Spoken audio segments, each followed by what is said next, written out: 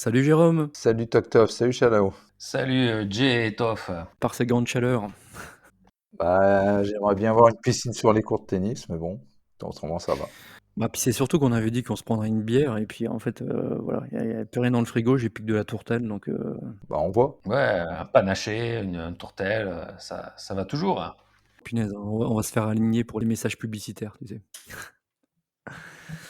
Donc la dernière fois quand on avait parlé des nerfs à vif, bah, on était revenu plusieurs fois sur un film qui nous restait en tête et en bouche par rapport à la prestation de Robert Mitchum. C'était La Nuit du Chasseur. Donc là, on l'a revu pour l'occasion. C'est réalisé par Charles Laughton, c'est ça, Chalao? Ouais, Charles Laughton, ouais, c'est sa première et d'ailleurs unique réalisation hein, sur le tard, hein, en 55. Il avait la bonne cinquantaine déjà.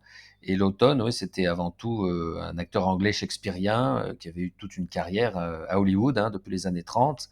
Il avait joué dans l'extravagant Mr. Ruggles, qui est une comédie savoureuse. Il avait joué Quasimodo. Et puis dans sa carrière, oui, il a joué dans des Hitchcock, dans Spartacus de Kubrick. Donc c'était une sorte de vedette shakespearienne, hein, un grand acteur anglais qui, sur le tard, dans les années 50, qui réalise son premier film. Donc. En 55, il réalise La Nuit du Chasseur. Au niveau du pitch, pour faire très simple, c'est un prêcheur incarné par Robert Mitchum. On comprend dès le début du film qu'il a déjà tué des veuves pour mettre la main un peu sur des magots. Et donc il se fait arrêter et le hasard fait qu'il partage la cellule avec un homme qui a volé une somme importante d'argent, qui est donc condamné à être pendu.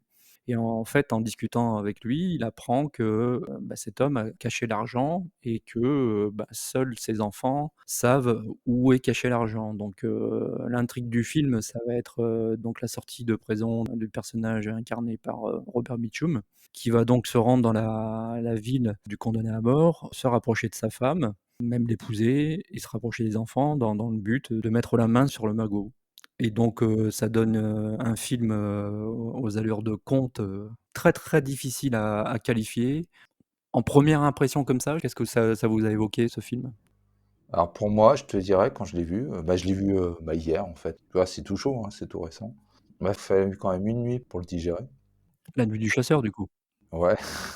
Et je te dirais que avec recul, je me dis, c'est un film, une part de rêve, une part de cauchemar. C'est comme ça que je le vois ce film. Un cauchemar éveillé, parfois. Un côté, un conte pour enfants, avec un point de vue des enfants. Le côté les adultes ont du recul sur les événements qui se passent, un film quand même assez dur pour son époque et pour la prise de risque aussi du réalisateur, aussi pour les thèmes qu'il a choisis. Franchement, ce film, il m'a pas laissé indifférent. Je m'explique. Moi, des fois, il y a des films qui me marquent. Je m'en rappelle, je peux t'en parler, mais il y a des films qui te laissent un goût particulier. Mais celui-là, il me laisse vraiment un goût particulier. Oui, je trouve aussi que c'est un film qui a une poésie bien spécifique. C'est une sorte de fable, de conte, en effet.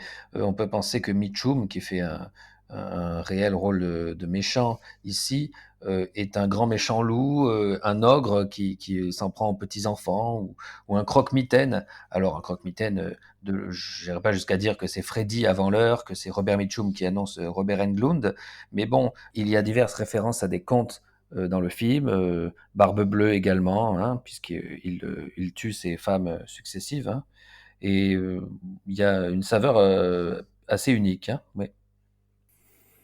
Alors là, je suis d'accord avec vous. C'est vrai que moi, j'avais le souvenir de l'avoir vu quand j'étais assez jeune avec ma grand-mère, de l'avoir revu en étant jeune adulte. Il m'avait laissé comme tu dis, Jérôme, un goût assez particulier. Et puis, ben, au fil des années, faut quand même réaliser que c'est un film qui est souvent cité par les cinéphiles.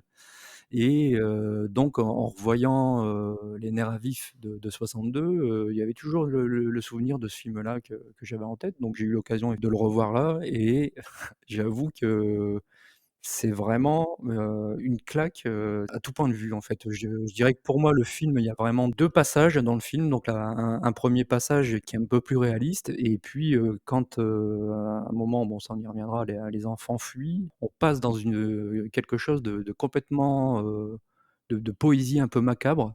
avec des images quand même assez marquantes et puis, ben, le sous-texte du film est quand même extrêmement particulier.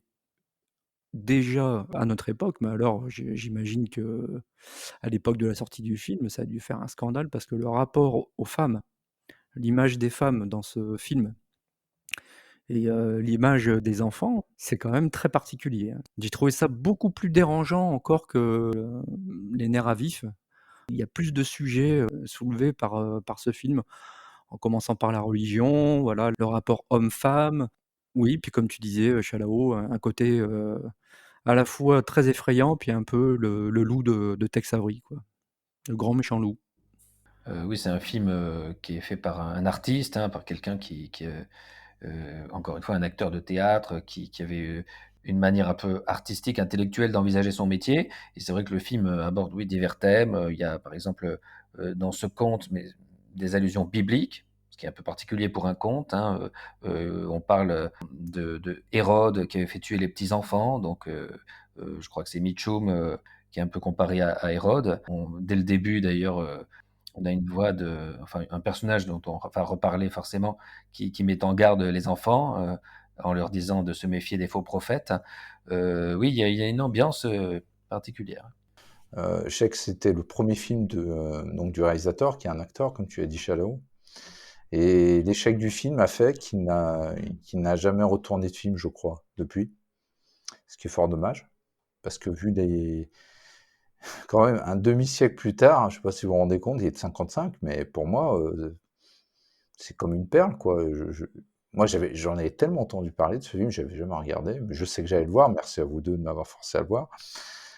C'est pas un souci, hein, si c'est pour une bonne cause. Et c'est quand même, c'est assez insolite et hors norme, parfois, ce film. Je me retrouve devant un film qui a peut-être plus de 50 ans, mais je me dis, mais waouh, t'es en face de quelque chose qui va pas te laisser comme ça sur ton siège, plein d'émotions au passé, des questionnements, comme tu as dit tout à l'heure, le rapport avec la femme, des enfants dans le film, aussi l'homme qui domine, la religion, le côté moralisateur, et aussi les mains, vous voyez les doigts aussi, cette scène me marque, les doigts de Mitchum, avec sur 4 doigts, il a marqué amour et l'autre, il a marqué haine. Et c'est quand même symbolique dans le film. Pour moi, c'est un film vraiment, vraiment, vraiment à part, comme il y en a peut-être tant d'autres, mais j'avoue que c'est quand même assez agréable de vivre ça. De se rendre compte qu'il y a des gens, avant que je sois né, bah, ils te font des films et qui sont, même à l'heure d'aujourd'hui, je sais pas qui est aussi moderne, quoi. Dans la réalisation, dans les idées, dans plein de choses, quoi. Et même qui dénonce des choses. Après, il faut voir dans le contexte de l'époque, parce qu'on sent qu'il y a quand même une volonté du réalisateur de rentrer dans la bien-pensance locale, si vous voyez ce que je veux dire, et aussi dans la religion, dans le rapport aussi des femmes à travers la société qu'elles vivent, comment elles voient les hommes, comment les hommes les voient, aussi comment les enfants sont traités. Moi, il y a une scène qui m'a marqué, moi, dans le film, ça m'a choqué. C'est la scène où le petit John, il se fait fesser, quoi. Ouais. Quand sa sœur, et avec sa sœur, ils ont vécu un calvaire, mais bah, déjà, moi, c'est un conte pour enfants, avec des traumas, mais des traumatismes, quoi, pour les gamins. Tout ce qu'ils ont subi. Déjà, le père qui leur dit qu'il faut ranger l'argent, il faut le cacher, il se fait arrêter, après ils apprennent que leur père est en prison, et il va se faire prendre. Et après, la mère, elle subit, bah, bien sûr, il y a un côté un peu, c'est un peu le diable, hein, on peut le voir comme ça, Mitchum, c'est comme ça que j'ai perçu, hein. Le côté machiavélique et, on va dire, charmeur et subtil. Et en fin de compte, c'est lui qui va, désolé, je spoil, qui va assassiner la mère des enfants. Quand tu vois tout ce qu'ils subissent, et derrière, ils se retrouvent chez cette charmante dame qui n'est pas si tendre, vous êtes d'accord avec moi, hein, qui n'est pas si tendre que ça avec les enfants, hein. Et il se prend une fessée comme ça, mais je me dis, waouh, c'est quoi? Terrible ce film. Je veux dire, il y a beaucoup de choses à voir derrière tout ça, quoi. Par moment, comme tu l'as dit tout à l'heure, moi, la première partie, ça m'a fait penser un peu à un conte, ou des histoires des films de cette époque, comment c'est raconté, une, une- une histoire plutôt classique, une mise en scène plutôt, une narration, par exemple, plutôt classique. Et dès que les enfants, il y a une rupture de ton quand ils sortent et ils font tomber, là, je sais quoi, je crois que c'est un placard dans la cave et qui tombe sur Mitchum et ils s'enfuient. On voit toute la scène, qu'ils arrivent jusqu'à la rivière, ils prennent le bateau. Et après, le film part totalement dans un autre truc, comme tu as dit, un conte macabre, quoi. Et même jusqu'à la fin, je trouve la réflexion et la morale de ce film, je sais pas. Au niveau du casting, on peut aussi noter, Peter Grive, Tout à fait. qui joue le père, donc qui sera rendu, très célèbre par la suite, par son rôle dans une petite série qui est Mission Impossible. Ouais, il a 5 secondes où le message s'autodétruira, c'est ça? Après, bah, je suis comme toi, en fait, ce film-là, il me laisse un peu, interdit. C'est clairement un grand, grand film. Le sous-texte du film, je pense le comprendre, mais il est quand même très particulier, même pour l'époque. Bon, on parlera de la prestation de Mitchum après, qui est absolument, incroyable. Mais, les femmes, là-dedans, ont un traitement, mais alors, c'est assez, horrible, quoi. Soumise. Ouais, soumission, ouais, totalement. Ça dépend, il y a au moins 2 personnages de femmes importants, mais qui sont différents, quoi. Mais, je sais pas, de laquelle tu veux parler ou peut-être que tu voulais parler, Toph, Ah bah, de toutes, d'une première partie d'un film, pour commencer, des thèmes du début? même sans ça, je veux dire, mis à part la sauveuse, effectivement, la dame qui recueille Ah les oui. enfants, abandonnés, pour le reste, il y a strictement aucune femme qui a sauvé dans ce film, hein. Si, si, il y a quand même, si je vois ce que tu veux dire, Chalo, oui, tu as raison, c'est la femme, là, le couple d'amis de la mère, tu vois ce que je veux dire? Qui tiennent, je crois, c'est un petit restaurant, où la femme est quand même assez dominatrice de son mari. Ouais. C'est quand même qui fait Oui, mais l'entremetteuse. attention, c'est pas elle est dominatrice de son mari, mais ça en fait pas une femme forte pour autant. Ah non, mais je suis d'accord, mais elle a un traitement quand même différent. Ah mais négatif. Bon voilà, on va commencer par elle. C'est elle qui pousse la veuve à se mettre avec Mitchum. Bon, la veuve, alors là, au mépris de ses enfants, entre guillemets, elle accepte la domination et elle se soumet complètement à Mitchum, même quand on comprend, qu'il a un gros souci avec les femmes, beaucoup plus qu'avec les enfants. C'est-à-dire que, je pense que clairement il le dit, hein, que les femmes le dégoûtent et qu'il ne consomme même pas sa nuit de noces. Là, elle est absolument pas sauvée. Quand elle s'aperçoit que c'est vraiment un menteur, plutôt que de protéger ses enfants, en fait, elle se laisse, tuer, sans lever le petit doigt pour ses enfants. Donc, ouais, le couple d'amis, c'est quand même un peu, la mégère, mais qui est à l'origine de tous les problèmes parce que c'est elle qui a poussé, la veuve donc à être avec, Mitchum. Il y a quand même un discours, même de la dame à la fin qui est très protectrice avec les enfants abandonnés, mais bon, elle est très protectrice, mais quand même, on voit que même une des gamines qu'elle garde, qui est, un peu plus âgée, elle-même tombe, immédiatement, sous le charme de Mitchum et plusieurs fois dans le film, c'est dit, «Ah les femmes vraiment, c'est des êtres, Faible. faibles», enfin bon, non, le traitement des femmes là-dedans, il est, Ah, absolument, effectivement, la seule femme pour moi qui trouve, grâce, aux yeux du réalisateur, donc c'est la femme qui protège, donc en fait, pour être une femme bien, il faut être, entre guillemets «dégagée de la sexualité» et puis être vraiment uniquement dans la protection des enfants. Après pour le reste, toutes les autres, c'est un traitement, de choc, hein, pour les femmes, hein, je trouve. Alors peut-être que je me trompe, hein, mais Alors est-ce que c'était l'époque, est-ce que c'est l'un des thèmes principaux du film ou non? Ou est-ce que c'était, quelque chose qui était, pas si rare que ça dans les films de cette époque? Ça je ne peux pas le dire, hein. Moi je voulais revenir au fait que le film, moi je m'en souvenais, au premier visionnage comme, surtout le film, sur un homme qui traque des enfants, hein, donc je pensais moins aux personnages féminins. Mais en fait, Mitchum qui traque les enfants, en gros, c'est surtout, en gros, dans la première moitié du film mais ensuite, les enfants n'avouent pas le secret à Mitchum, c'est-à-dire ils ne lui disent pas, où l'argent a été caché et ils s'enfuient dans une barque et Mitchum, n'arrive pas à les rattraper vers le milieu du film. On change complètement d'ambiance, hein. ouais, c'est vrai.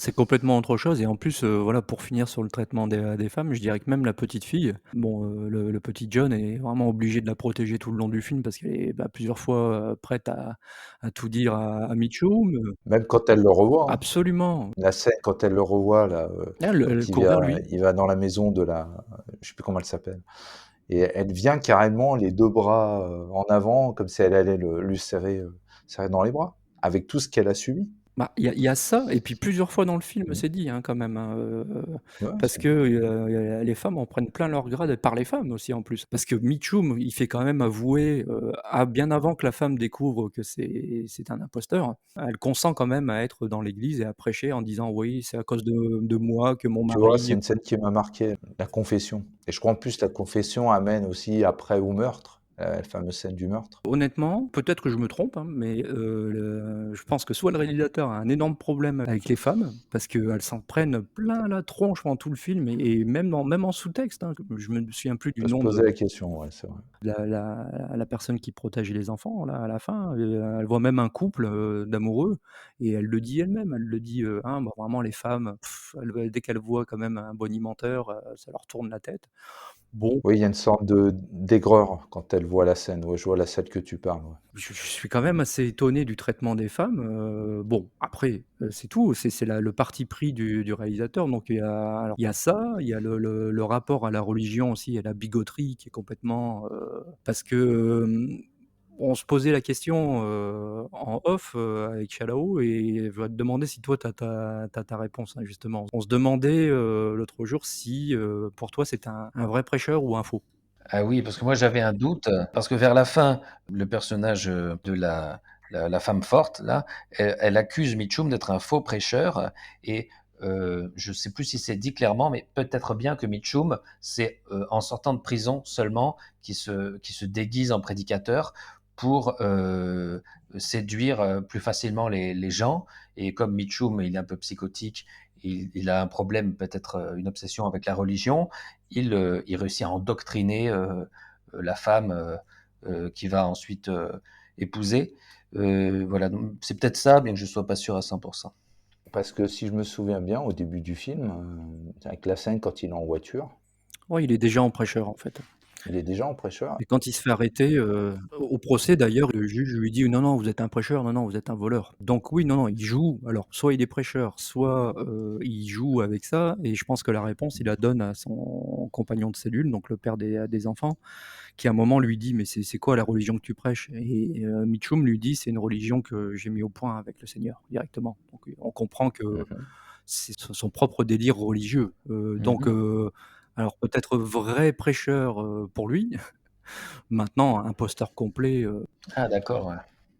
C'est possible, ouais. C'est peut-être une volonté du réalisateur aussi de dénoncer les imposteurs, à travers la religion, à travers, les personnages. alors à mon avis, il y a de ça. Pour refaire un petit crochet, est-ce que vous n'avez pas trouvé que dans le remake des Nerfs à vif de Scorsese, il y avait un mélange forcément des Nerfs à vif, l'original, et un petit côté quand même de La Nuit du chasseur aussi? Dans le comportement de De Niro, le comportement un peu de séduction qu'il a par rapport à la gamine. Complètement. Mmh. Il fait quand même, et d'ailleurs et les larmes de crocodile de Mitchum, quoi. Je sais pas si vous voyez les scènes, c'est quasiment comique. Quand il fait semblant de pleurer: «Ouais, ma femme est partie», bon, on n'y croit pas Oui, la scène quand il parle à la dame qui récupère les enfants, ouais, toute la petite scène de mise en scène. ah On n'y croit mais pas une seconde, avant qu'elle aille chercher le fusil. oui et puis, bah, de toute façon, voilà, je vais peut-être dire une énorme connerie, mais dans Les Nerfs à vif, le remake, il y a voilà, les tatouages aussi, que De Niro a, pour moi, il y a un peu de référence à ça. Voilà, moi, ce que j'ai trouvé surtout, c'est que c'était effectivement le rapport aux femmes était quand même très, très particulier, le rapport à la religion était vraiment particulier et donc il y a 2 parties dans le film. Ça, je pense qu'on est d'accord, tous les 3 pour dire qu'il y a 2 parties bien distinctes dans ce film. Ouais, en effet. Moi, j'en ai vu 2 en tout cas. Bah, je pense qu'on peut peut-être dire, voilà, la première partie est un peu plus, réaliste et limite un peu, bon, on se dit: «Ouais, il fait peur», mais c'est pas non plus, horrible et puis la deuxième partie, là, on tombe complètement dans le métaphorique, le conte, même au niveau de la mise en image, il y a quasiment des Et tableaux, si tu quoi. remarques bien, la deuxième partie, il a un cheval quand il se déplace.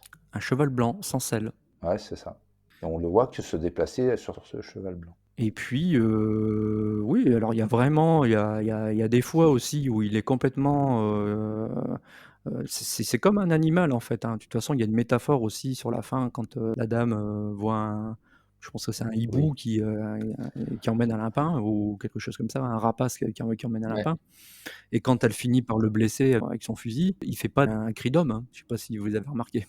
Ah non, moi ça m'a fait rire, hein, un peu. Je sais pas ça vous a fait cet effet?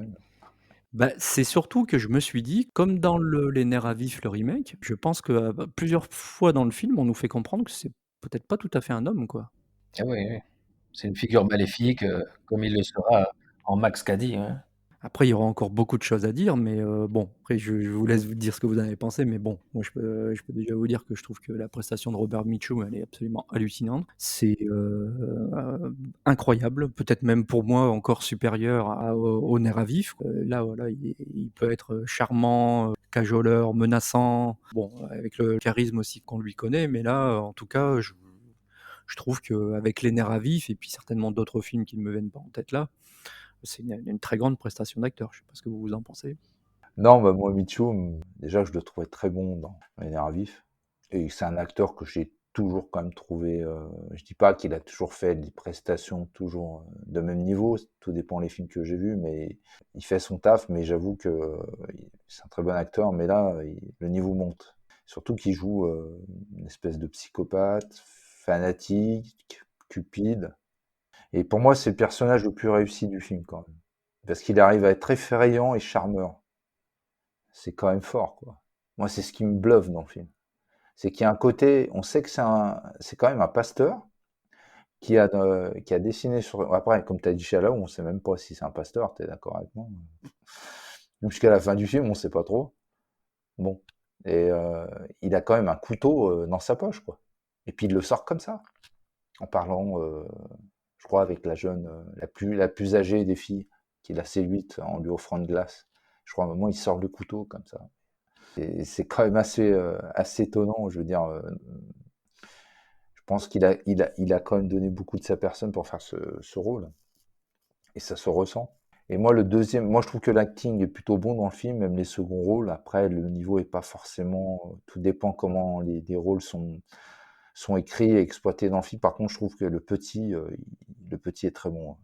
Je crois qu'il s'appelle Billy Chapin, avec qui il a un regard, il a un visage, ce petit. Déjà, la première scène, quand tu le vois avec son père, quand il vient avec la voiture en bout de course et il leur donne de l'argent. Et tout ce qu'il joue, là, je le trouve qu'il joue très très bien.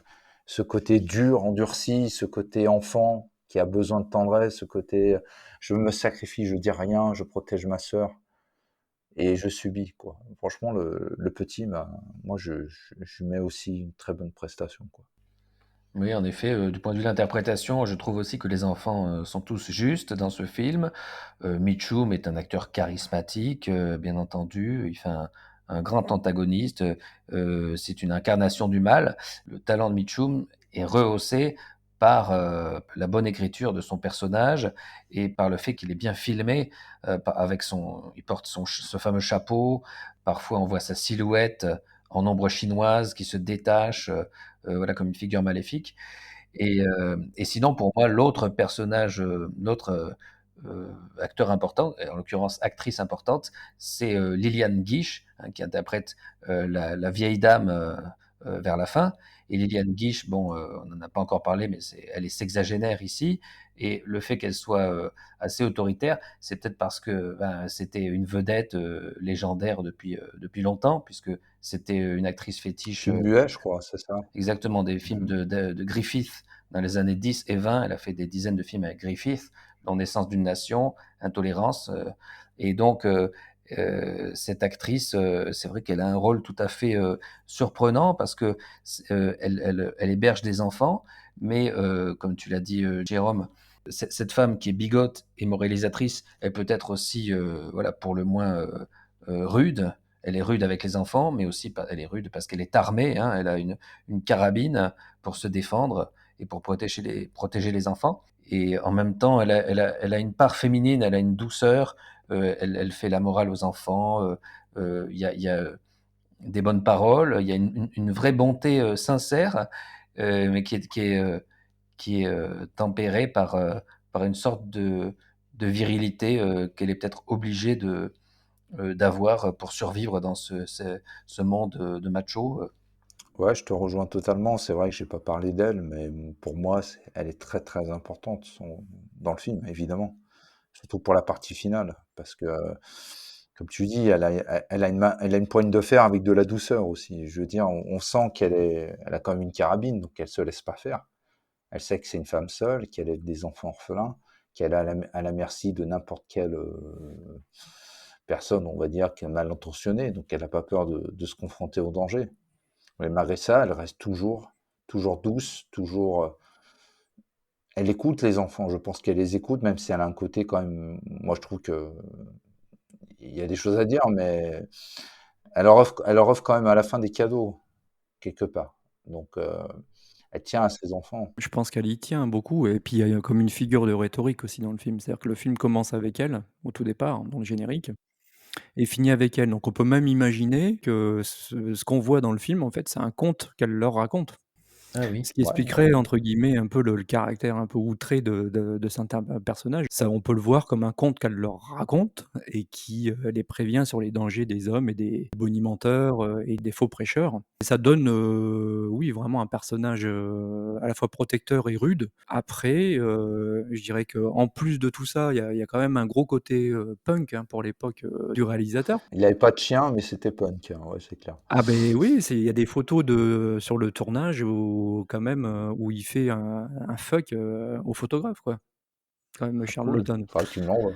Donc on se dit quand même on est en 55 donc moi c'est comme ça que je vois ce film-là, quoi. Je le vois comme un gros fuck, peut-être à la morale ambiante, peut-être, à plein de choses. En plus, bon voilà, Robert Mitchum, il y a plein d'anecdotes en fait sur le tournage où voilà, il était, parfois plus motivé, à venir parce qu'il y avait des caisses de whisky, qui l'attendaient et comme Robert Mitchum aussi a un côté punk, hein, c'est un gars qui a fait carrière mais qui a pas fait n'importe quoi pour faire carrière. Il a pas joué les on disait un petit peu la différence par rapport au premier nerf à vif, de personnages entre un acteur comme Mitchum et un acteur comme Gregory Peck. Mitchum, on voit qu'il est bien au-delà de faire le beau dans ses films et que ça lui plaît aussi de jouer des personnages ambigus et là, pour le coup, on est servi. J'ai même envie de vous dire quand, j'ai revu le film, donc on a parlé, hein, qu'il y avait une espèce de beauté, macabre dans la façon de filmer, même quasiment gothique. Ça m'a fait penser à un peu du Tim Burton embryonnaire, quoi. J'allais en parler, c'est marrant. Non, je pense que c'est logique, hein, notamment la scène où voilà l'oncle, pêcheur, retrouve, la mère des enfants, dans l'eau et donc il y a tout un parallèle entre, les cheveux qui ondulent au gré du courant avec, les algues. Il y a tout un côté un peu, voilà, macabre, à la Burton, avant l'heure. C'est du macabre un peu poétique, ouais, on peut le considérer. Et disons que j'ai pas pensé à ça, mais oui, ça peut être, de toute façon, c'est un film qui, dans les décennies qui ont suivi est devenu, lentement mais sûrement un film, culte, un grand classique, et notamment, pour les Américains, pour, des générations, certainement de cinéastes américains, donc ça a certainement influencé plein de monde. Moi, ce qui m'a marqué, c'est un côté onirique, notamment, au milieu du film, hein, dans la fameuse, séquence de fuite des enfants en barque, hein, qui fait le lien entre la première partie où les enfants sont poursuivis par Mitchum et la deuxième où ils vont ensuite retrouver, enfin être hébergés par Liliane Guiche, hein, la femme protectrice. Et donc cette fuite en barque, elle est, il y a une sorte de poésie noire, et il y a la petite fille qui chante dans la barque et ça participe de la musique éthérée aérienne qu'il y a tout le long du film, hein, un peu comme dans un conte. Il y a une sorte de sérénité inquiète et on voit aussi, divers animaux qui regardent passer, la barque, avec les 2 orphelins, hein. On voit un batracien, enfin tout le long du film, Absolument. on aura oui, tortues, lapins, il y a des moutons qu'on voit et puis qu'on entend bêler, donc il y a pas mal d'animaux, il y a tout un bestiaire, et on ne sait pas si ces animaux, sont ambigus parce qu'ils vont pas les aider, mais ils vont pas non plus être forcément négatifs. Alors je ne sais pas exactement quel est leur rôle, mais voilà, sous la pleine lune, la petite fille qui chante, une poésie, particulière, qui est, au milieu du film comme ça, c'est assez, surprenant. Bah, le crapaud, moi, je peux te dire l'interprétation que j'en ai fait. Je me suis dit, voilà, le crapaud, semble un peu, dans un plan qui est très, très beau, il est en parallèle, donc on le voit observer. On peut se dire, voilà, le crapaud dans un conte, ça peut être, un crapaud, mais si on on l'embrasse, ça peut devenir un Le prince charmant. prince, Donc, c'est vrai. est-ce que c'est une métaphore du personnage de, Mitchum qui peut être à la fois, assez repoussant et puis, à la fois attirant? Les moutons, bon ça je pense que la métaphore elle est quand même assez claire quoi, c'est des moutons en fait, hein, donc qui sont les moutons là-dedans? Est-ce que c'est, les femmes ou les gens qui suivent un peu les prêches de façon, complètement, bébête? Il y a le rapace qui attrape le lapin, et il y a des métaphores où on te dit quand même on est dans un monde où il y a des prédateurs. Et puis, bah, ceux qui ont la naïveté de croire qu'ils ne seront pas attaqués, finissent, bouffés, hein. Donc à mon avis, voilà, il y a plein de belles métaphores, là-dedans. Oui, encore une fois, le message, il est toute la partie sur la rivière, voilà, on peut se dire aussi, la rivière, elle symbolise peut-être la vie qui s'écoule et puis, il passe devant des paysages vraiment oniriques. Il y a des jeux d'éclairage à un moment, la barque au 1er plan est assez réelle, la Oui. l'eau aussi, mais derrière on sent que c'est quasiment, Les plans de fond, la lumière, les jeux d'ombre, le contraste. on est dans un conte, complètement, quoi. Et pareil, voilà, Mitchum, arrive à les retrouver sans les chercher, donc il se balade sur son cheval, toujours en sifflant ou en chantant et c'est pareil, il y a un moment, il y a un passage qui est très intéressant quand, la vieille dame monte la garde avec son fusil et que Mitchum, chante, une chanson religieuse dont il a changé les paroles et à un moment, ils se retrouvent tous les 2 à chanter la chanson. Sauf que, c'est pas les mêmes paroles, en fait, hein, donc je pense qu'il y a une métaphore aussi, à ce niveau-là, en disant voilà, tu des fois tu entends le truc, ça a exactement la même, sonorité, hein, mais ça veut pas dire la même chose. Dans la bouche de quelqu'un de mal intentionné, ça voudra dire complètement autre chose, et dans la bouche de quelqu'un qui est un bon chrétien ou qui a des bonnes valeurs, ça donnera autre chose. Donc il y a plein de subtilités comme ça, je trouve, c'est un conte, macabre, effrayant, pour moi, en 55, je pense, assez révolutionnaire. En tout cas, ça m'étonne pas que ce film-là n'ait pas rencontré son public parce que j'imagine que dans la candeur des années 50, ça dénote complètement, hein. C'est un drôle d'objet filmique, j'avoue. À voir et à revoir. Quant à comprendre complètement le sens, je pense qu'il y a trop de clés qui sont données, on peut y voir chacun ce qu'on veut.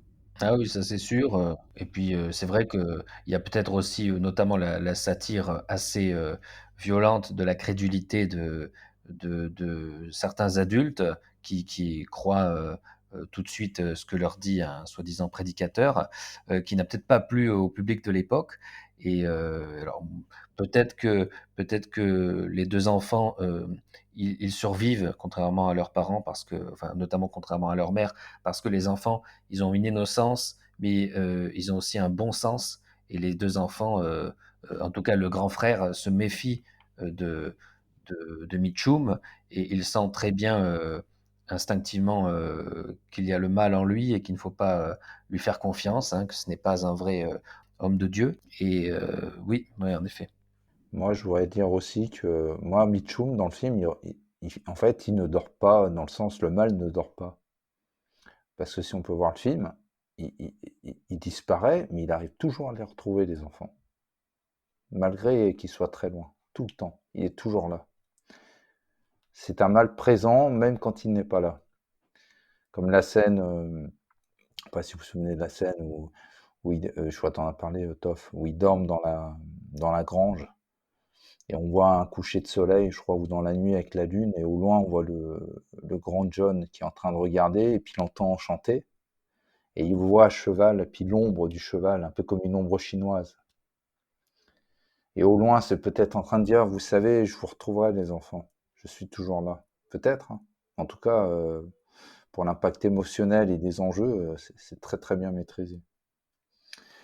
Et ce qui est intéressant aussi, c'est que en fait, ce que je remarque dans le film, c'est que les adultes, ils ont un côté moralisateur, mais les enfants, dès qu'on leur laisse le temps euh, de dire ce qu'ils ont à dire ou d'agir, on leur donne le droit à la parole, et ben comme tu l'as dit, Chalou, il y a du bon sens derrière, ça c'est vrai.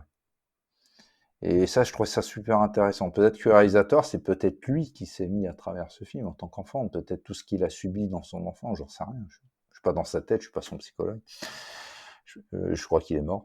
Et je me dis quelque part, c'est peut-être toutes ces frustrations hein, qu'on est en train de voir entre le rapport entre l'autorité, la religion, les adultes, leur moralisation, leur côté moralisateur. Il n'y a que qui ont raison, les enfants ont tort, ils doivent écouter. Et ouais, et que quand ils sentent une mauvaise personne, il faut peut-être plus écouter les enfants que croire les adultes. Mais il y a une chose aussi, je voudrais revenir du film que je trouve quand même assez impressionnant, c'est quand même la mise en scène. Moi, je me suis pris une sacrée claque, quoi. Et il est de 55, waouh, quand même. Déjà, quand j'ai eu Citizen Kane, je me suis dit, waouh, la nuit du chasseur. Bon, vous m'avez dit les influences qu'avait le réalisateur, l'acteur.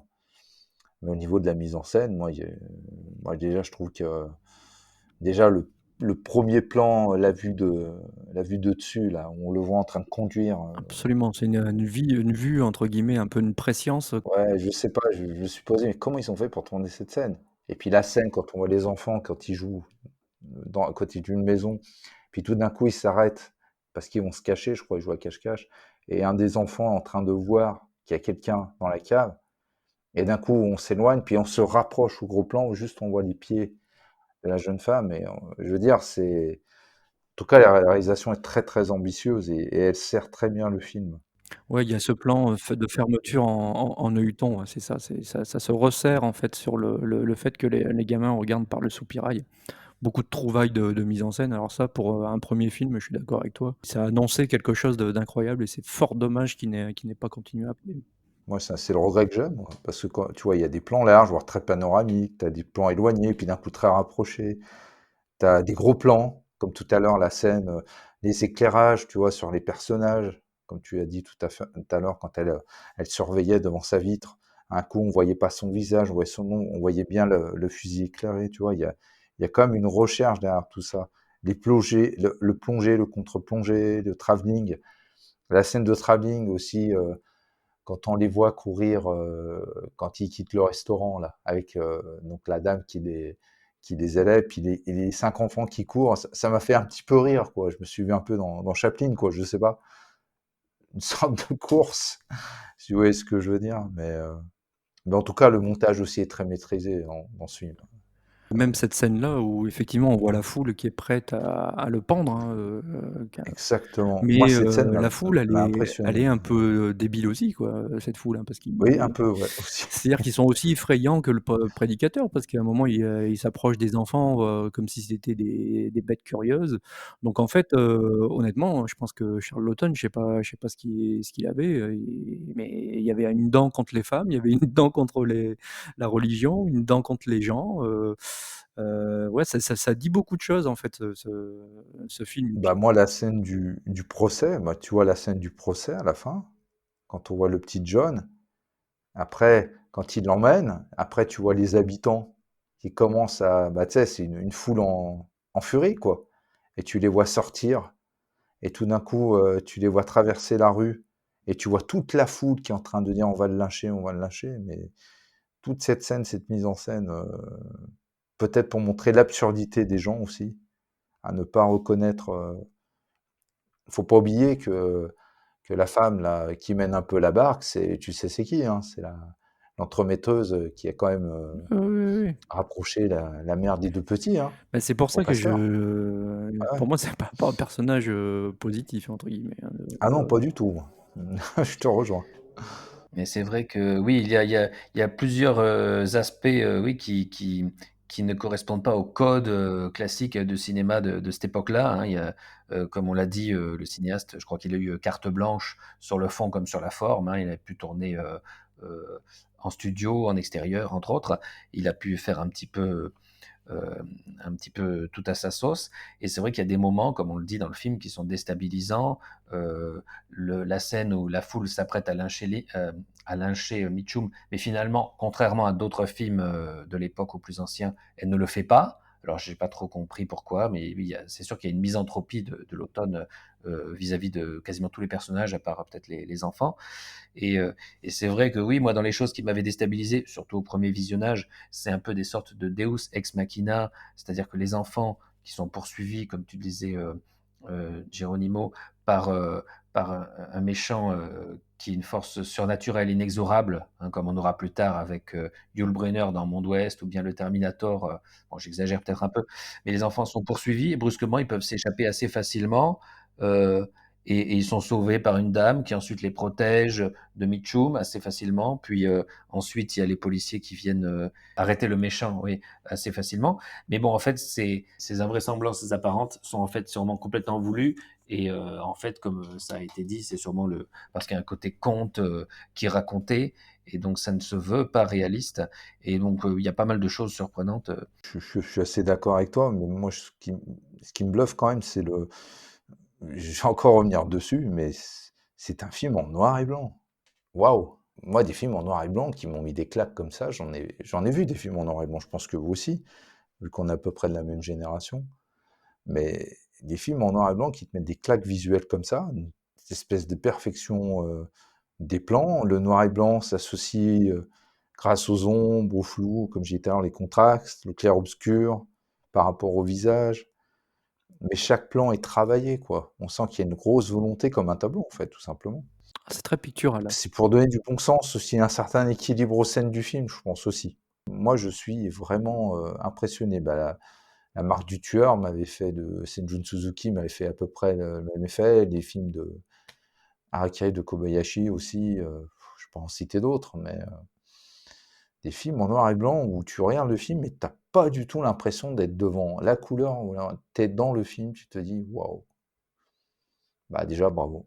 Oui, après, c'est certain que le fait que ça soit en noir et blanc, c'est un travail qui est un peu différent. Après, il y a eu des cinéastes aussi qui, à un moment, pour, donner un côté un peu plus réaliste, à leurs films, ont choisi de revenir en noir et blanc. Je sais que Hitchcock, par exemple, a choisi de tourner, le Faux coupable en noir et blanc. Il a choisi aussi, bon, il y avait des contraintes budgétaires aussi, mais de faire, 5 ans plus tard, Psychose en noir et blanc. Oui, oui, le noir et blanc peut être très, très, évocateur et très poétique. Je tanne souvent les gens avec, les films de Jean Marais, mais bon, Dan, voilà, c'est quand on voit La Belle et la Bête, c'est du noir et blanc, il y a une poésie incroyable dans la mise tout en à fait. image, quoi. Et puis, le côté conte, voilà, moi j'aurais juste, rajouté qu'il y a 2 fois en fait où Mitchum, est mis à mal. C'est donc la fois où il se prend le coup de fusil et un peu avant quand, il n'arrive pas à empêcher les enfants d'aller sur la barque. D'ailleurs, il semble mais avoir un peu une peur de l'eau chez lui. C'est assez bizarre. Il pousse un cri qui est très bizarre aussi à ce moment-là quand les enfants s'échappent, un peu similaire au cri qu'il pousse quand il se prend un coup de fusil comme une bête, quoi. Donc oui, oui, je pense qu'il faut vraiment voir le film de façon métaphorique et ça se veut pas du tout réaliste, et ancré, peut-être un peu au début, mais après, non, non, c'est clairement, métaphorique, en tout cas, bon, moi, je vous le dis, déjà, si on doit faire la conclusion, je trouve que c'est un immense film, un film absolument, à voir, pour sa singularité. Je trouve qu'effectivement, il y a de la matière à y réfléchir pendant longtemps et peut-être, à mon sens, un film plus riche que Les Nerfs à vif, qui a une narration plus classique, quelque part. Mais où Mitchum est excellent aussi, hein, mais celui-là, j'avoue que, fallait quand même oser un traitement des femmes comme ça. Il fallait quand même oser aussi, je veux dire, un gamin des années 50. J'ose même pas imaginer un gamin des années 50 qui tombait sur ce film, mais je pense qu'il devait être traumatisé. Et une petite fille en particulier, parce que voilà, se méfier du grand méchant loup, là, on est en plein dedans, hein. Et donc, bravo à Charles Laughton pour avoir fait ce film. D'ailleurs, bon, je crois que ça lui a coûté cher aussi de le faire. Bravo à Mitchum de l'avoir joué comme ça, parce que c'est pareil. Un peu comme dans Les Nerfs à vif, 7 années plus tard, il faut quand même oser incarner un personnage comme ça, parce qu'il y a de quoi être associé à tout jamais à une espèce de dégueulasse avec les femmes et de tortionnaire d'enfants, quoi. Complètement. Sadique, psychopathe, tortionnaire. Et puis, oui, il y a une paire de fois où il exprime du dégoût par rapport aux femmes, notamment quand il est conduit, son épouse, à la nuit de noces là, mais c'est absolument ignoble ce qu'il Ah ouais, lui mais dit, hein. cette scène, elle te glace. J'avais de la peine pour elle, quoi. Je me disais: «Putain, mais c'est terrible ce qu'elle subit». Moi, je voudrais quand même revenir sur une scène qui m'a quand même assez marqué dans le film, parce qu'en parlant avec vous, là, je viens d'y repenser. C'est la scène où, vers la fin du film, quand les policiers, attrapent, donc le pasteur et le menottent et on voit qu'il y a un gros plan sur le visage de John et ça lui rappelle quand ils ont arrêté son père. Et là, l'enfant, il a une réaction, ça m'a un peu surpris, je sais pas. Au mieux d'être content, enfin, le mal est arrêté et il va être tranquille, et ben, il est allé vers le pasteur et il a dit au policier: «Non, non, laissez-le tranquille», et il a sorti l'argent. Comme s'il en avait marre de tout ça, je sais pas. Vous avez ressenti quoi, vous, par rapport à ça? Moi, je pense comme toi, hein, c'est-à-dire que là-dedans, bon, j'ai pas trop appuyé dessus, mais je pense que même le comportement des enfants, des fois, est assez questionnable, quoi. Il y a que le petit John qui tient la route, mais même à la fin, sur la fin du film, à un moment, je me suis demandé aussi s'il n'arrive pas, je sais pas si ça vous l'a fait ça aussi, quand il cherche un Vas-y. cadeau pour la dame, à un moment, j'ai imaginé, un revirement de situation à la Norman Bates, quoi.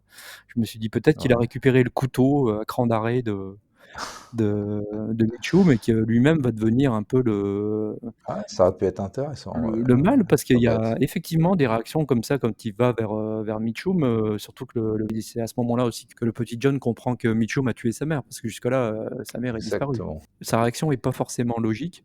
Non, non, je pense qu'honnêtement, il y a pas grand-chose à «humainement» entre guillemets à sauver dans la vision du réalisateur. Il y a que le petit John, et encore, ouais, il a quand même des réactions bizarres. Après tout ce qui est féminin, même les gamines, on comprend bien que dès qu'elles prennent un petit peu d'âge et qu'elles deviennent adolescentes et qu'elles prennent un petit peu de forme, la gamine, la plus vieille qu'elle garde, elle dit: «Non, mais je te mentis, je prenais pas des cours de couture, j'allais voir des hommes et tout». Donc ça veut dire vraiment attention aux enfants, ne grandissez pas, les femmes ne devenez pas des femmes. Le seul rôle positif de femme, c'est une femme, âgée, autoritaire, qui est un petit peu sortie de la séduction de la Ouais, c'est la seule référence, on va dire, quelque et part. donc ouais, j'ai peur de comprendre ce que ça veut dire pour Charles Laughton. En tout cas, voilà, il y a une énorme misanthropie doublée d'une énorme, misogynie. Bon, c'est englobé dans la misanthropie, hein, mais voilà, même les enfants, on a envie de dire que même la gamine, hein, des fois, elle a des comportements, un peu bizarres par rapport à Mitchum, et jusqu'à la fin, ouais, même le petit John, c'est ouais, je sais pas s'il y a qui que ce soit à sauver, en fait, dans ce film, mais bon, c'est brillantissime, je trouve. Oui, c'est vrai que c'est un film riche, à plusieurs niveaux. Oui, oui, tu as parlé de la fin.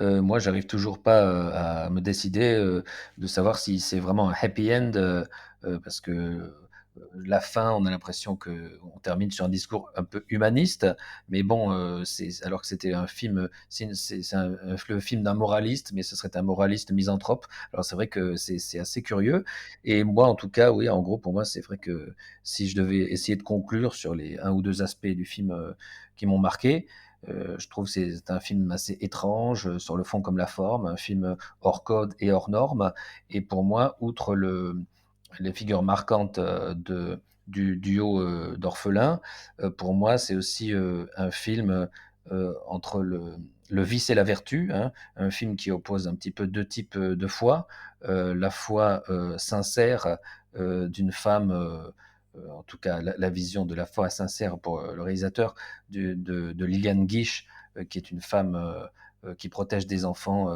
avec une arme, mais qui malgré tout, hem, se réfère sincèrement, à la Bible et par contre une foi, mensongère, néfaste, dont il faut se méfier, qui est la foi viciée, justement du, de Robert Mitchum, hein, qui représente, le mal absolu et donc je ne sais pas si c'est, oui, si c'est un petit peu l'un des propos de ce film, mais oui, il y avait beaucoup de choses à dire en effet. Je pense que chacun pourra se faire, son idée. Je pense que si ce film-là, depuis, qu'il est sorti, a autant marqué, c'est parce qu'il y a plusieurs grilles de lecture. En tout cas, moi, Je pense que tu as bien résumé, hein, Shallow, quoi. C'est un film moralisateur par un misanthrope. Elle a toujours la verve subtile, ce Shallow. Absolument, Merci. bah oui, et c'est ouais, donc c'est très bizarre, c'est magistral en tout cas, c'est un ovni, hein, comme on dit, un objet Ouais, filmique non identifié. De 55, bon, je me dis quand même en 55, c'est quand même assez, couillu, hein, si vous me permettez l'expression, de sortir un film comme ça, et incroyable. mais comme dirait Shallow, on va quand même chipoter un peu. On va quand même voir quelques petits défauts dans le film. Ah bah, on peut, hein, il y en a aussi. Des soucis de menti, hein, Shallow? C'est un film déstabilisant. Non, mais bah, déjà, moi, il y a un truc avec recul, hein, bien sûr. Après, je sais bien que c'est le rôle qui veut ça, mais je trouve qu'il y a quand même une certaine diabolisation de l'homme d'église dans ce film. Qu'il soit vrai ou faux, hein, on est d'accord, hein, parce moi, depuis que j'ai vu le film, je sais pas si Mitchum est vraiment un pasteur ou pas. On ne le sait pas vraiment. Mais bah, je trouve que c'est quand même un point négatif du film, c'est toujours montrer la religion de façon vraiment très très négative. Ça manque quand même de nuances. Bah, je trouve que ça aurait peut-être permis au film aussi d'amener un. Ça l'aurait peut-être rendu pas forcément meilleur, mais plus juste par rapport à ce que ça représente. Après, il y a aussi, je trouve qu'il y a un côté d'idéaliser les enfants dans le film. Dans le sens que, en fait, les enfants, on les voit toujours comme des innocentes personnes et qui voient toujours le mal, alors que les adultes ne le voient pas. Moi, ça m'a un peu dérangé dans le film par moment. Parce que je me dis, d'accord, tu es un enfant, tu perçois les choses. Tu vois peut-être ce que les adultes ne voient pas, peut-être que tu ressens le mal-être ou le mal à travers les autres. Mais je pense que les adultes aussi, ils peuvent le percevoir. Et je trouve que dans le film, malheureusement, ça les idéalise un peu trop. Moi, en tout cas, moi, par moment, ça m'a un petit peu. Ouais, ça m'a un peu gêné, quoi. Bon, après, c'est vrai que vous l'avez dit tout à l'heure. Il y a un côté, c'est un conte pour enfants, parce que dès le début du film, on voit bien que l'actrice de fin raconte un conte, en fait. Donc, ça tient la route. Mais en tout cas, moi, cette idéalisation, je trouvais ça un peu négatif, en tout cas. Après, moi, je trouve que la narration du film, elle est parfois maladroite. Je m'explique. Ça veut dire que c'est son premier film. Donc, sincèrement, je savais pas que c'était son premier film, mais je l'ai su après, quand j'ai un peu regardé, j'ai un peu cherché. Et je trouve que des fois, il hésite, bref, vous direz ce que vous en pensez, entre liberté, la liberté de style personnelle, et suivre absolument l'œuvre ou le scénario. Vous voyez ce que je veux dire? Et des fois, on a l'impression qu'il suit bien le scénario, et parfois, on voit que des fois, il tente quand même une certaine liberté, mais je trouve que c'est pas très bien dosé dans le film. Et moi, je ne me permettrai pas de pinailler parce que je l'ai vu que 2 fois en tout et même en 2 fois, je suis loin de pouvoir appréhender et comprendre et pouvoir interpréter, tous les thèmes du film, et surtout que c'était une première réalisation donc je j'ai pas envie de le critiquer, mais on va dire que c'est un film qui, sur le fond comme sur la forme, est original et a des partis pris, qui peuvent surprendre et c'est ce qui fait tout le charme du film, quoi. Non, mais je suis d'accord avec toi. Pour moi, c'est une réussite, ça. Je peux le dire honnêtement. Pour moi, c'est une sorte de chef-d'œuvre, ce film. Mais ce que je veux dire, c'est que j'ai ressenti ça dans le film. C'est qu'il y avait pareil que j'ai adoré le film, c'est qu'il y avait une manque de maîtrise de ce côté-là. Bah, je trouve que par moments, c'était pas très clair. Donc, Tu peux le voir comme ça maintenant. Moi, je pense que là, il y a vraiment la dichotomie, là, le doute est permis dans la première partie du film, qui se veut un petit peu plus réaliste. Maintenant, la deuxième partie du film, quand elle commence, elle est claire à la première. C'est-à-dire que on comprend à un moment qu'on est dans un conte. Donc, les incohérences qu'il y a dans la première partie du film, c'est clair complètement. Après, pour le traitement des enfants, bon, mis à part le petit John, malgré tout, tu vois, le film s'ouvre au tout début du film quand le père, a été exécuté. Tu as quand même, une bande de gamins qui se moquent des 2 orphelins, oui, quoi. avec le pendu, là, c'est ça, Et oui, dessiné? donc j'ai envie de dire, même les enfants, pour moi, sont pas idéalisés là-dedans. C'est-à-dire qu'ils sont C'est vrai, tu as raison. Mais moi, je te parlais surtout, c'était les principaux, en fait. Ouais, mais même là-dessus, quoi, parce que je te dis, le petit John, oui, effectivement, c'est la figure masculine qui tient un petit peu la route, mais bon, il tient la route encore une fois parce que il faut qu'il protège sa sœur, parce que voilà, toutes les femmes là-dedans sont même les petites, sont source de problèmes, quoi, parce qu'à un moment, même quand ils sont dans la cave, et que le gamin manque de se faire égorger par Mitchum, c'est parce que sa sœur a dit non, non, John a fait un péché, John a fait un péché, la gamine. T'as quand même envie de la claquer, quoi, parce que de dire, mais il n'y a aucun personnage féminin, sauf la vieille qui garde les enfants d'une main de maître à la fin, qui trouve grâce aux yeux du réalisateur. Après, des défauts dans le rythme ou dans le dosage, je peux comprendre ce que tu veux dire. Maintenant, moi, au tout début, oui, j'ai vu qu'il y avait des fois des hésitations. Mais la deuxième partie, qui est quasiment d'ailleurs, au niveau du timing, quasiment la moitié du film, hein, éclaire la première. Quand ça part complètement en délire comme ça, et de toute façon, même sur la barque, hein, j'ai envie de dire, Robert Mitchum, c'est complètement inexplicable, hein. Il est à portée de nage Oui, c'est vrai. de les rattraper. Et donc, il ne le fait pas, c'est parce qu'il saute pas à l'eau pour aller. Je crois qu'il avait fini son repas, il était un peu lourd. Bah, Heu, écoute, soit c'était ça, j'en sais ou alors il y rien. a une espèce de peur de l'eau, ouais, d'ailleurs il pousse un cri un peu de bête, et quand il se prend le coup de fusil, c'est pareil, il taille Oui, c'est vrai. comme une bête, quoi. Donc à Mmh. partir du moment où j'ai compris, que c'était un conte, et comme je l'ai dit tout à l'heure, on peut le comprendre dès le début parce que c'est une figure de rhétorique. C'est-à-dire que ça se termine comme ça a commencé, et ça commence par la dame qui raconte, un conte. Donc L'histoire. Mmh mh. forcément, à partir de ce moment-là, si on le voit sous cet angle-là, il y a pas de truc illogique, et j'ai même envie de dire que, voilà, pour revenir, une dernière fois sur la réalisation, effectivement, ces plans en hauteur, au début du film, qui sont manifestement pris en hélicoptère, pour l'époque déjà, c'est pas mal, et puis ça évoque surtout, la «prescience» entre guillemets, quoi. C'est comme si, voilà, soit la dame qui raconte le conte nous ramenait, voilà, sur les lieux, de son histoire, ou alors si c'était, un peu un œil, d'un dieu en fait qui Oui, traitait oui, là-dessus, oui. quoi. Donc ça peut être les 2. Et puis, ben, pour les hommes d'église, non, bah, là, de toute façon, honnêtement, pour moi, c'est pas que c'est pas dosé, c'est que là, clairement, Charles Laughton, il est misanthrope, misogyne, Oui, oui. il déteste la religion, il aime pas Ah, les je peux enfants. pas dire le contraire. Donc en fait, voilà, un mec bien, quoi, un punk, quoi. Heu, je pense Un qu'il punk à chien ou un punk, Sid Vicious? Bah, Je sais pas. Sylvicius, mais en vrai, quoi, je veux dire un vrai rebelle, et en plus, il a pris un acteur, qui est un rebelle aussi, hein, en plus Mitchum, il est parfait pour ce rôle-là parce qu'il a un côté, très charismatique, et puis un côté, je m'en fous, moi je m'attendais à tout instant, à ce qu'il fasse un fuck, face cam, hein, aussi, Mitchum, hein. Ouais, c'est un conte, mais de toute façon, cherchez pas, hein. Je pense que c'est pas, même pas dans un podcast qu'on arrivera à faire le tour de ce film-là. Je pense qu'il y a des gens, peut-être ça fait 70 ans, qui regardent ce film-là, en essayant d'en comprendre quelque chose. Moi, si j'en comprends quelque chose, c'est que soit c'est un conte. Si c'est un conte, c'est un conte, comme le disait, Chaloux très justement, quoi.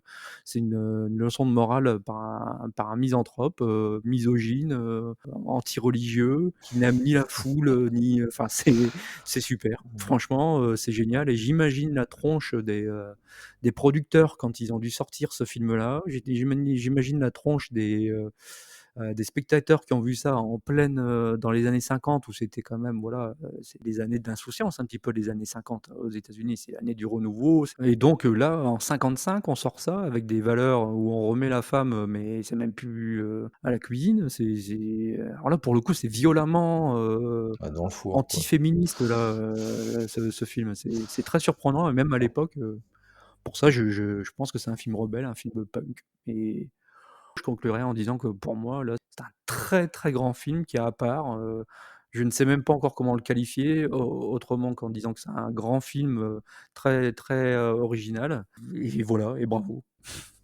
Bah, moi, je dirais, bah, merci à vous 2 de m'avoir permis de enfin de voir ce film. Je pense que je le rematerai un jour, c'est évident. Mais, il faut le découvrir ce film, c'est une évidence, faut le voir. Je pense que c'est une très bonne expérience malgré le goût qu'on peut avoir à la fin. Ouais, c'est sûr, c'est un film à part qui ne ressemble à nul autre, hein. OK, bon, ben, donc bah, je vous remercie et pour la discussion et puis, ben, on se retrouve, bientôt pour, de nouvelles aventures. Je vous dis à bientôt. Allez, ciao! Allez, à bientôt. Ciao. Stop là et ciao.